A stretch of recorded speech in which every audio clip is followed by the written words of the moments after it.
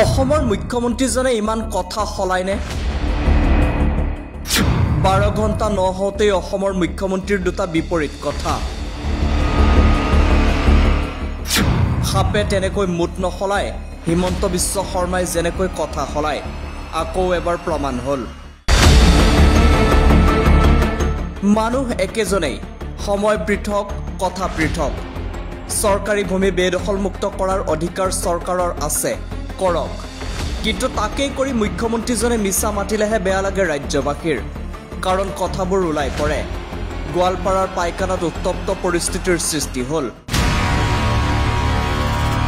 উচ্ছেদিতই আশ্ৰয় লৈ থকা স্থানেৰে যাতায়াত বিচ্ছিন্ন কৰিবলৈ জেচিবিৰে ৰাস্তা খান্দি দিবলৈ যাওঁতেই সংঘাত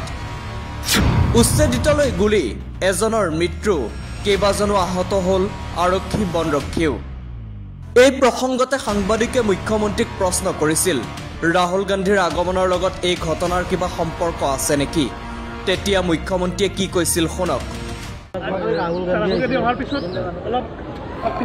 তেনেকুৱা একো হ'ব নোৱাৰে আৰু কোনোবাই যদি ভাবেও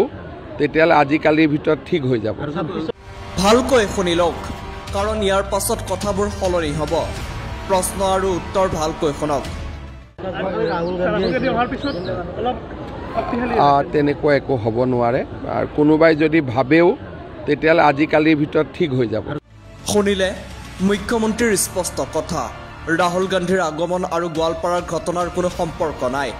সেই একেজন মুখ্যমন্ত্ৰীৰে কিছু সময়ৰ পাছত এইদৰা ফেচবুক পোষ্ট চাওক য'ত মুখ্যমন্ত্ৰীয়ে লিখিছে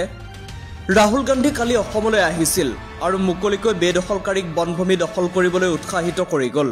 তেওঁৰ অযুক্তিকৰ কথাৰ দ্বাৰা উৎসাহিত হৈ আজি পাইকান সংৰক্ষিত বনাঞ্চলত পুনৰ বলপূৰ্বক বেদখল কৰিবলৈ চেষ্টা চলাই থকাৰ সময়ত হিংসাত্মক পন্থা অৱলম্বন কৰি এছামে আমাৰ আৰক্ষী আৰু বনকৰ্মীসকলক আক্ৰমণ কৰে এয়া হৈছে ৰাহুল গান্ধীৰ এদিনীয়া অসম ভ্ৰমণৰ ধ্বংসাত্মক পৰিণাম এতিয়া কোনজন হিমন্ত বিশ্ব শৰ্মা সঁচা অসমৰ মানুহে কোনজন হিমন্ত বিশ্ব শৰ্মাক বিশ্বাস কৰিব অৱশ্যে এই উত্তৰ ৰাজ্যবাসীৰ হাতত নাই কাহানিও নাপাবও কাৰণ এই ধৰণৰ কথা এয়াই প্ৰথম নহয় আজি যিজন হিমন্ত বিশ্ব শৰ্মাৰ গুৰু নৰেন্দ্ৰ মোদী সেইজনে এইজন নহয় জানো যাতে অসমখনত ভাৰতৰ 5খন ৰাজ্যৰ ভিতৰত এখন কৰি নিৰ্মাণ কৰিব পাৰে আপোনালোকে আমাৰ লগতে চিঞৰক তৰুণ গগৈ জিন্দাবাদ জিন্দাবাদ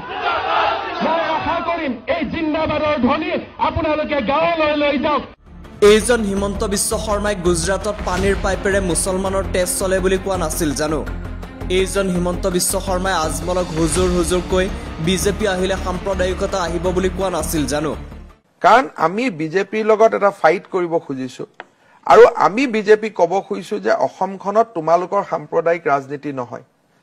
আৰু এই যাত্ৰাত আমি বেসিক্যালি বিজেপিক যেটো প্ৰিভেন্ট কৰিব খুজিছো বিজেপিক আমি ৰখাব খুজিছো তাত আমি বিচাৰিছো যে ইউডিএফে আমাৰ লগত বুজাবুজি কৰিব নালাগে এলায়েন্স কৰিব নালাগে at least they should not oppose us Ajmal ডাঙৰীয়াক মই ৰিকুৱেষ্ট কৰিম আপোনালোকৰ মঞ্চৰ প্ৰায় বদৰুদ্দিন আজমল ডাঙৰীয়াক মই ৰিকুৱেষ্ট কৰিম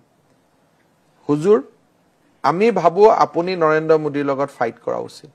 এইজন মানুহে 21ৰ পাছত আৰু ৰাজনীতিত নাথাকো বুলি কোৱা নাছিল জানো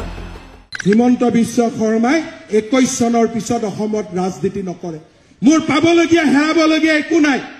কোনোবাই যদি কয় হিমন্ত বিশ্ব শৰ্মাই কিবা হুৱাৰ সপোন দেখি কৰিছে এইখন মঞ্চৰ প্ৰায় কৈছো 21 চনৰ পিছত হিমন্ত বিশ্ব শৰ্মা ৰাজনীতিত থকাৰ প্ৰশ্ন উঠে